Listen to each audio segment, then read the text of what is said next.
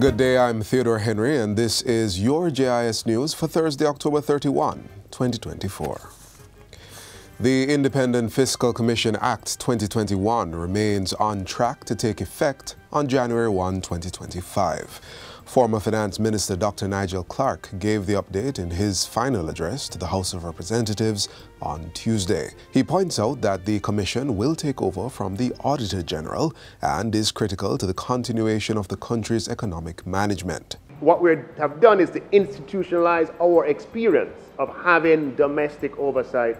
They'll have a fiscal advisory committee, which similar to what we had in EPOC, and that's going to be chaired by Mr. Keith Duncan. It will have Mrs. Helene Davis White representing union, from the union movement, Ms. Nancy Pinchas from civil society, Dr. Patrice Whiteley from academia, who's head of economics department at UWI, and Mr. Kareem Tomlinson from the private sector. The appointments were made by the Governor General in accordance with the legislative requirement. A fiscal commissioner was appointed in May 2023. It is the Fiscal Commission that will ensure that even if the political space has narrowed, that the policies to ensure the fiscal sustainability of Jamaica will remain. It is that institution that will take our fiscal affairs substantially out of the political domain.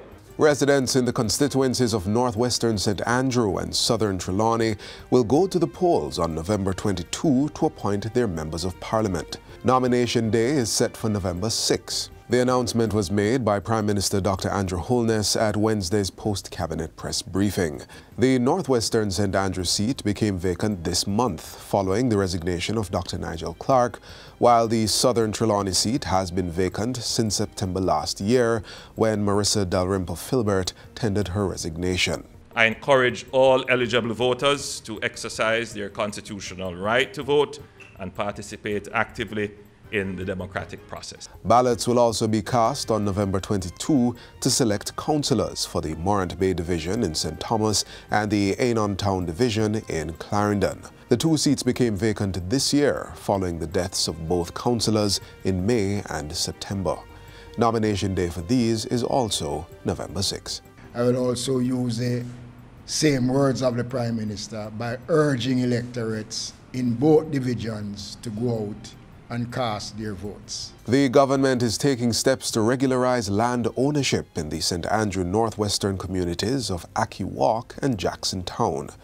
Residents will be assisted in obtaining titles for properties they have lived on for several years. Prime Minister Dr. Andrew Holness says the government will be issuing a ministerial order to declare these two communities under the Registration of Titles, Cadastral Mapping and Tenure Clarification Special Provisions Act. This will involve the establishment of an adjudication committee to ascertain boundaries and resolve disputes, paving the way for the eventual transfer of titles to the rightful owners. The Prime Minister assured the residents of the government's commitment to resolving this long-standing issue as he addressed a town hall meeting held at the Meadowbrook Church of Christ earlier this week.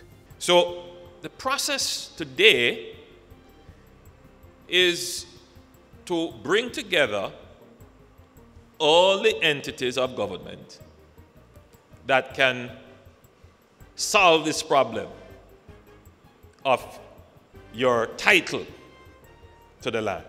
Close to 4,000 eye surgeries have been completed under the Jamaica-Cuba Eye Care program since the resumption of service in August 2023.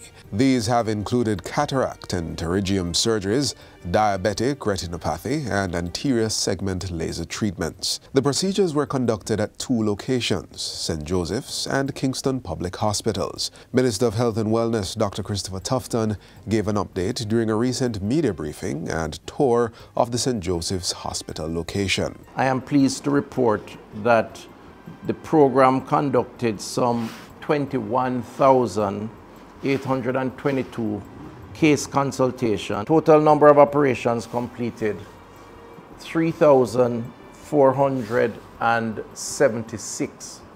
That's big. And finally, the Ministry of Education and Youth has dispatched its counseling unit to support students at Campion College as they cope with the tragic death of their schoolmate, Rashad Richards. Rashad, a second-form student at the school, died on Tuesday after a goalpost reportedly fell on him. This morning, the school held a special assembly in memory of Rashad, where students participated in a worship session to honor their classmate. Newly appointed Minister of Education, Dr. Dana Morris Dixon, attended the assembly and gave assurances that the ministry would continue to actively work with the school to ensure they received the emotional support needed. It is important that we look back at the protocol as ministry, look at any ways that we can tighten it up, any support we can give to our schools, because we never want to have this ever happen again to another child and another family. And that's it for JIS News Today. I'm Theodore Henry. Thanks for watching.